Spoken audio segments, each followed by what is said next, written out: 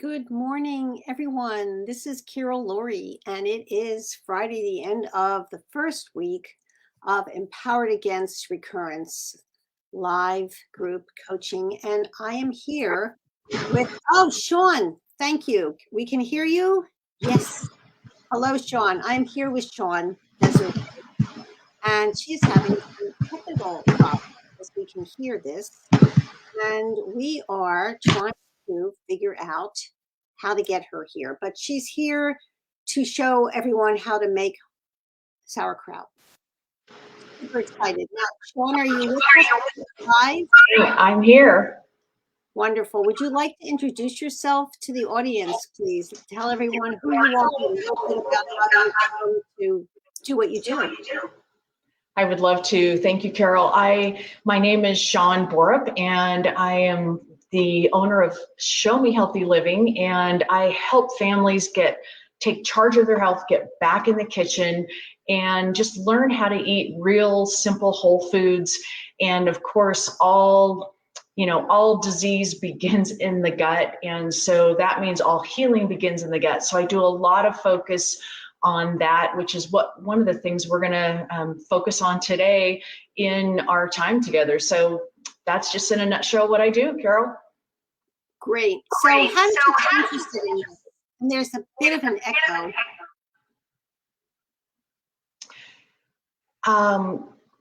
So how I got started in all of this is that my kids were really sick when they were young. And so I grew up on the standard, American diet, never really correlated food to, health. And so when my kids started getting a lot of issues, I decided to really do some research, and we just completely changed our diet, and miracles started happening. And that started my research. That was about 30 years ago. And so then I ended up having some real digestive challenges myself several years ago, and that's what led me to just researching and understanding what our gut needs to really thrive in our health, which is we need to have the right environment in our gut and have just the right things going into our body to create that environment. And so that's what led me to become a certified fermentationist and just really focus on getting probiotic foods into my diet on a daily basis. Wonderful. I'm not going to talk very much because of the feedback loop, but can you share a little bit about what is a probiotic food? I sure can. So probiotics are a probiotic food. There's several of them, but one of the ones we're going to make today, which is sauerkraut. So probiotics are foods that help to grow the good bacteria in our gut. So I like to teach families that we have two teams in our gut. We have the good guys and the bad guys.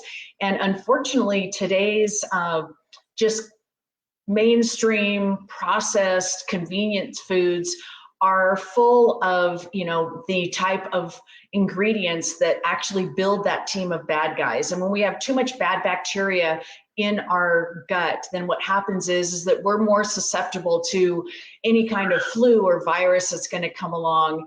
And it's just not, our body, our immune system just cannot keep up. But when we strengthen our good team, the good guys, that is when we are putting a lot of probiotic foods, and we're creating an environment where they can push out those. So when bad bacteria tries to take up residence in our gut, then the good guys there's so many of them from having a good amount of probiotics in there, then that's when the bad guys cannot stay. Great. So tell us about sauerkraut. So excited. Yeah, so I love, I grew up not liking sauerkraut because the only sauerkraut I'd been exposed to is found in the grocery store. And most of that sauerkraut has, couple of things. It has been pasteurized, which kills all the probiotics, but also most of it has vinegar, and vinegar kills off probiotics as well. And so this is homemade sauerkraut, number one, is so easy, but it's also fresh, and the amount of good bacteria, probiotics that is in this homemade sauerkraut is way more than you can purchase at in any store. And so just a little background about our bacteria. We talk about how many cells are in our body, and of course we have over 30 trillion cells in our body, but we have way more bacteria. We have 100 trillion bacteria that live in us. So it's really important that we understand the difference between good bacteria and bad bacteria. And the unfortunate thing is, like for me, I grew up on antibiotics and I was always sick. And so what we didn't understand at that time is that antibiotics is one of those things that doesn't differentiate between bacteria. It just goes in and they kill everything. And so every time I was on antibiotics, my good bacteria would, be wiped out as well, which that is, your immune system, about 80% of your immune system lives in your gut. And so it's really important when we do have to go on antibiotics that we repopulate, get more good bacteria, probiotics in the gut, so we can rebuild that so that our immune system can be strong. And so what makes an unbalanced belly that I like to teach people is, antibiotics is one of them, but also processed food, stress, the chlorine and fluoride in city water, all of that will just make an unbalanced belly. And so this is where sauerkraut comes in. And just, the thing about sauerkraut is it's like a condiment. You only need a forkful, and that forkful has way more probiotics than taking an expensive probiotic pill. And so that's what I love about this, is it's so simple. And so you just start with a head of organic cabbage. And Carol, do you have any questions before we go on? You want me to go right in? I just want to say to everyone that we'll be sending out the recipe. So it's great that you're watching, but I'm going to send another email this weekend. Shawn and I will coordinate with the recipe, and you'll be able to make it really easily because you've watched us make it. So go ahead, honey. I'm excited. Great. Yeah, so we're just going to cut this in half, and then you see that we've got the core here. So we're going to cut the core out. It doesn't tend to ferment well. And so super simple. Oh, and before I started, you want to take off the outer leaves that are just kind of limp and then wash it. And so I've already done that. And then the most important thing about when you're fermenting vegetables is to cut them so that they're about the same size. Right. And it's this cabbage, so we're just going to slice this. Now, can I do this in a food processor if I want? Yes, you could put it in a food processor. Again, that will make it, all the same size. And this is just a pretty easy process, and speaking of a food processor, Carol, you can add other herbs in. In fact, I've got some sauerkraut that I just made a couple days ago, and this is like a kraut slaw, and I call it superpower kraut slaw because it is just packed with, it has, of course, you can see the carrots, ginger, turmeric, and this is ginger root, turmeric root, and garlic, and you can daikon radish, but cabbage is always your base of every ferment. And but this is just an example of some different things that you can do with fermentation. So this is called lactofermentation, and what that means is that when we put the salt onto this cabbage, the salt is going to draw out the moisture, and that is going to create our brine. And so, and fermentation, happens in an anaerobic environment. So we're going to take the, where air cannot get in. And so we have the cabbage just here in the bowl. I'm going to go ahead and just cut up this other half really quick.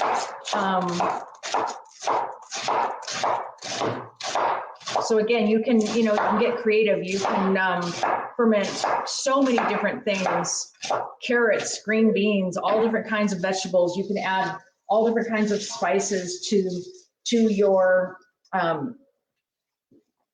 cabbage and create just different flavors of sauerkraut as well.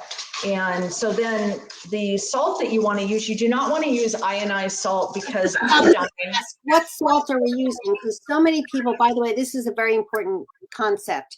So many people grew up, as did I, with that round blue box, Norton's iodized salt. And that's not what we want to be using for our health. So I think we should all be using Celtic salt or sea salt, or what would you recommend here? Because absolutely, I have 3 different kinds of salt. My favorite is called Colima sea salt. This is a sea salt that does not, where they test it and there are no microplastics in this sea salt. And so it's called Colima, and the link is on my website to order this at showmehealthyliving.com. But this is a great, you just want to use a non-iodinized salt that is coarse. And that's what we use for this. Also, another good brand that I use is called root salt. Mm-hmm. And then of course I also have the Eden sea salt. And so any of these, and they all say on there that they are not a source of iodine, but the reason why we don't want iodine in our fermentation is iodine is a disinfectant. It's also an antimicrobial. And so we don't want it to destroy the good bacteria that we are creating in this ferment. And like you said, I mean, we don't want to use ionized salt. I don't use it at all, period, because it is something that the body cannot digest. Mm-hmm. And so anyways, you have your cabbage in there, and the basic rule of thumb is for every pound of vegetables, it's a tablespoon of salt. And I know that sounds like a lot, especially for somebody like that, I've avoided salt for so long, but what happens, it's different when you're fermenting something, because in that fermentation process, the chemical nature of the salt changes. And so it is not going to increase your blood pressure or cause other health problems. When it's fermented, it does not have that same effect on the body. And that's really an interesting concept. Thank you for letting us know. I didn't know that. Yeah, and I didn't either, which is one of the things that just kind of, shocked me when I got into fermentation, because I was not using salt at all, really. And so when it called for so much salt, I was a little bit alarmed. I'm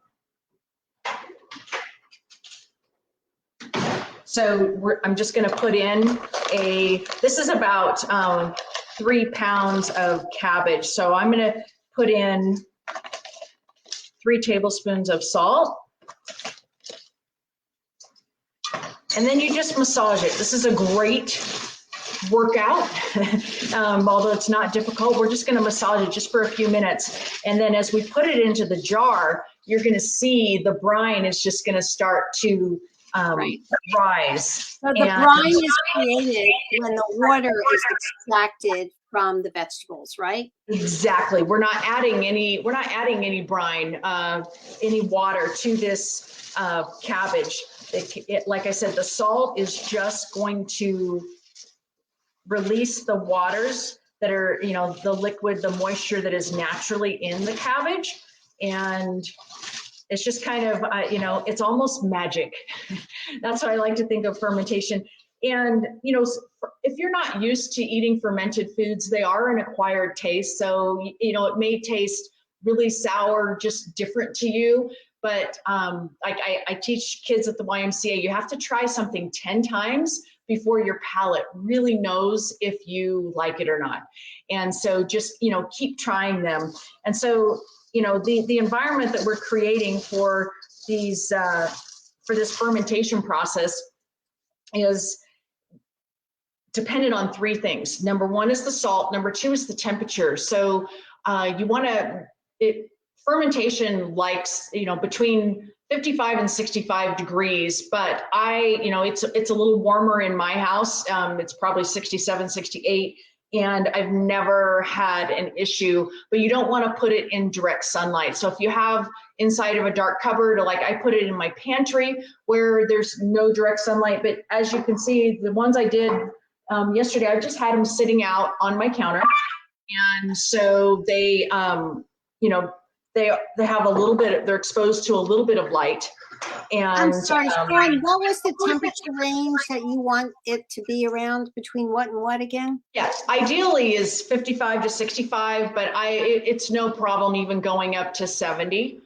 But if you have a root cellar, that's probably the ideal place for sauerkraut, for any kind of fermented vegetables to do their magic. And so what happens is that in lactofermentation, all the sugars and the starches get broken down, and that's when lactic acid is produced. And lactic acid, a lot of people, we grow up in an environment where we're taught to, avoid germs and, kind of a sterile place, and we want to get away from germs. And what's great about lactic acid is it actually prevents bad bacteria from growing on that food. And so that is kind of, involved in that magic. And when we have an anaerobic environment, that's when the bacteria flourishes, the good bacteria that is going to come out of this. So, and you don't have to massage this very long, just a few minutes, and you'll just be able to start feeling with your hands the moisture that's coming out. And then comes the fun part. We're just going to pack this in a jar. I have, like this one, I have some half-gallon jars, but you can just use a wide mouth quart jar. And all you do is you just start putting it in, and you can use your fist, and you just really want to pack it down, right? You want to pack it down pressure. Okay. This is how we're kind of pushing out any air bubbles that can develop, and you can use your fist, and also you can use what's called a tamper. And so you can use this and push it down. I have this equipment, but I like using my fist. And so it's nice to feel the food, the sensuality of the food, and it helps you feel connected to what you're making. It's beautiful. Exactly, it is. And like I said, a lot of the, most of the sauerkraut that you're going to find in the store is pasteurized. And the unfortunate thing of that is that all of the enzymes are no longer alive in that food. And that's why this is, raw, unpasteurized sauerkraut has, your vitamins, your minerals, your protein, your, it's just living bacteria. And so it's the enzymes in your raw food. So like, a forkful of this that will help your body to digest any cooked food that you are eating at your meal. And so that's another thing that's really wonderful about fermented vegetables. So really, a forkful of fermented sauerkraut twice a day, 2 times a day, goes a long way to providing, first of all, digestion aid to what you're eating, and second of all, to reconstitute the healthy bacteria in your gut. And I can really see how hard you are pressing down on that. We're not just lightly tapping, we're really putting a lot of pressure on that sauerkraut. Exactly. And you can start to see that the liquid is, building and rising up. And so it just, and you can pack in, you think you have a big, huge bowl, but it's amazing what you can pack into a jar. And, the most important thing is that you're using glass or food grade stainless steel. You don't want to put your ferment in plastic because just one of the things that's bad about plastic is that it just releases acid, and we're this is a, the great thing about fermented veggies is that they are this is an alkaline food, which is really great also. Very important. To build that, good gut bacteria. And so plastic kind of messes that up, shall we say. So that's why I just use, a simple glass jar is, it's inexpensive, and you can do it, you can put your kraut in a crock, that is made specifically for sauerkraut, but you can just do it just as easy in a jar. Now you can really see, the water right there by my knuckles. So wow. It's already like coming up, and that's the idea, is by the time you get this to the top of your jar, that the brine will be over the vegetables. So it just takes a few minutes, like within 10 minutes, I'd say we're already you've been doing this. I mean, for about not even 15 minutes, and we're already to the packing it into the jar, and you're already getting the brine forming. So if I were to add some, let's say I have a whole bunch of organic flat leaf parsley in my garden.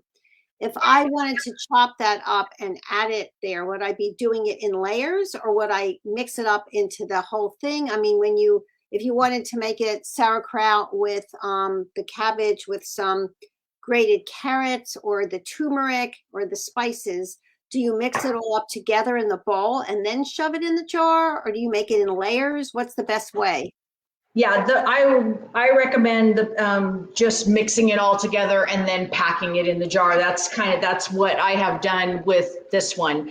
And then what you're going to start to see after a few days is you're going to start to see little bubbles just rise right at the top. And that just tells you that, the magic is happening. And you can see now as I'm pushing down, that water is coming right up above. So I've got a bunch of water, or I've got my brine. I don't want to say water, it's my salt brine, but it's already at the very top. And you want to leave some headspace because this will expand a little bit. How much headspace? I noticed that you're not doing it up to the top. Otherwise, the whole thing will explode. It needs space to expand. Right. So 2 inches. Just about where I have it right now, which is a couple of inches. About 2 inches at the top. Okay. Yeah. And so now you can see that the brine is over these veggies now. And that is it. And now we just wait for time to do this. And so what I recommend is now you can just put just a regular canning, jar lid on here. Right. Yeah. If you, and you just don't want to turn it very tight, just so that just where it's tightened, but not super tight. And then if you use that kind of a lid, then what you want to do is burp it every day. So you would just, and I have on these lids, this is, what is that you have?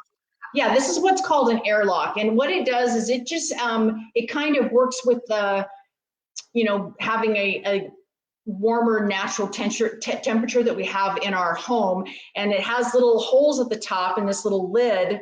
And that helps the bad gases to escape.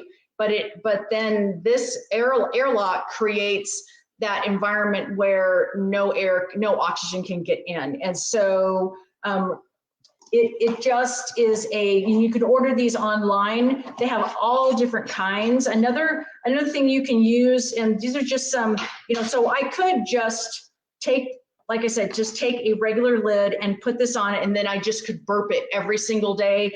And then for about the first, it's really fun to try a piece every day. And I need to back up. Before you pack it into the jar, you actually need to try a piece, and it should taste like I know this is not a great comparison for healthy eating, but it should taste like a Lay's potato chip.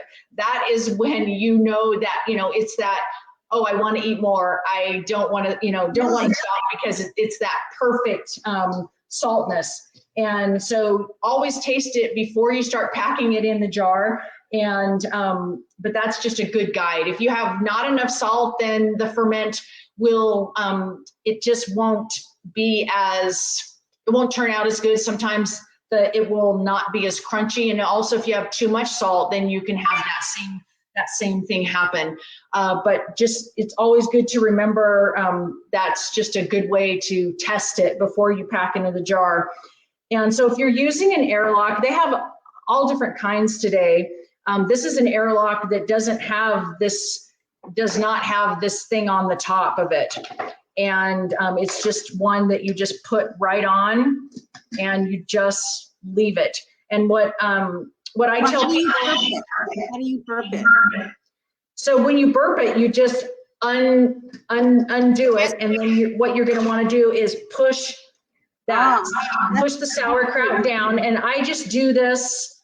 I do it for 3 or 4 days, and then I don't do it after that. But you can just see how the water rises, the brine rises. And so here's some that, like I said, has been going on for a couple of days.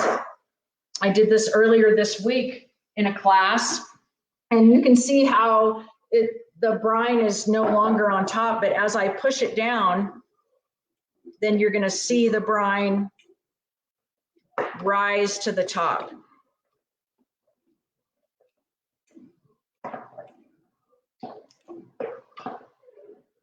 And then I just scrape that down with my fingers just so this all stays underneath the brine. And I just do that, just like I said, just for a few days. And it's fun to like do a little taste every single day, and then you can taste how it's changing. And so the more sour that you like it, then that determines how long you're going to leave it fermenting. And I like to ask you something. So let's say it's day 4 and I taste it and I go, okay, this is perfect. How do I stop the fermentation? What do I do at that point? This is a really important part. Right, yeah. So I would recommend it in order for there to be a sufficient amount of probiotics. The minimum you want to let it ferment would be 7 days. Oh, really? Okay. Yeah. So let's just say, like you said, on day 7, it's perfect for you and you don't want it to get any more sour. Then what you would do is you would just take off your fermentation, your lid, if you have an airlock, and you would replace it with a regular lid. If you're using just a regular canning jar lid, then you would just make sure, again, push it down, make sure it's underneath that brine, tighten the lid tight, really tight like you would a normal jar, and put it in the fridge. And it will last in your fridge for several months, like 6+ months in your fridge. Okay. And what's so cool about fermentation is it's so cool. A few minutes of time at the beginning, and then a few minutes every day. And then after 7 days, you have something super healthy that will last for months in the fridge. And you can get into a whole cycle and you can experiment with different flavors. And, half a teaspoon 3 times a day has such a positive impact on your overall health. I'm so excited. I want some of that turmeric spice one. I'm going to make that this weekend with Italian parsley and some knobs of ginger and turmeric from the garden, and I'm ready to go. I'm so excited. Yeah, it's absolutely wonderful. And my mom is 81 and she makes her own sauerkraut. And so she makes a big batch, and it produces, she does 4 of these jars at a time. And then she knows when she's on her last jar that it's time to make it again. And so, but she loves this, the slaw. And like I said, part of it goes in the food processor, and part of it you just slice up. You just slice up the cabbage, and then the rest you just use to do the carrots and the turmeric and the garlic and the ginger in a food processor. It's really, really quick. It's a little bit messy, but that's what is getting back in the kitchen is it's part of the fun, right? Getting your hands on the food. And what I love about fermentation or fermented vegetables is that they not only create the great environment that my gut needs on a daily basis, but I have more energy. Fermented vegetables, this probiotic food that we're eating a little bit at every meal, it helps to lower our risk for disease. It helps us, and along with increased energy is a better mood. They've done a lot of different studies. Oh, yeah, the gut and the dopamine and serotonin, all related. Who doesn't need a good mood buster, right, Carol? And but it also allows when you have the right kind of environment in your gut, your body is able to absorb the nutrients from your food in a much more easier way, which also aids in digestion. And when we are digesting, absorbing our food and getting the nutrients that we need, that is the magic recipe for feeling our best. It's a beautiful thing you've just shared. Thank you so much. And we'll be sending out the recipe. How can women reach you, Shawn? What's the best way? I'll put it in the chat here. Okay, so yeah, my website is showmehealthyliving.com. You can sign up just to get on the phone with me, and I will help you formulate a plan so that you can feel your best. And I have lots of ebooks and different, I have a membership library, a recipe library with almost 400 recipes in it right now. I add new recipes every week. And so you can become a member and have access to these recipes. And I would love to talk to you if you're feeling stuck and you just want to get on that, I want to feel better path. I can help you with that. We all want to feel better, Shawn. Thank you so much. And Shawn, I'll be reaching out to you personally to get this recipe to share with, everyone on my email list, which are several thousand. Well, thank you, Carol. It's been an honor to be with you today and be a part of this. And, there's nothing more powerful than feeling your best as a woman, and because we nurture and love to take care of other people. And so we've got to feel our best. And this is fermented foods is just one of the easy ways that we can do that. Easy. So thanks for easy having for me. you and easy for the whole family here, right? Exactly. Thank you so much, Shawn. Ladies, this is Carol Lourie. You'll be hearing from me with Shawn's wonderful recipe. And we have more guest expert speakers coming up next week as part of the Empowered Against Recurrence program at live coaching, and you'll be receiving emails about that. You can tune in live. And that's it for now. There'll be more later. Have a lovely weekend, and thank you again, Shawn. Thank you. Bye-bye.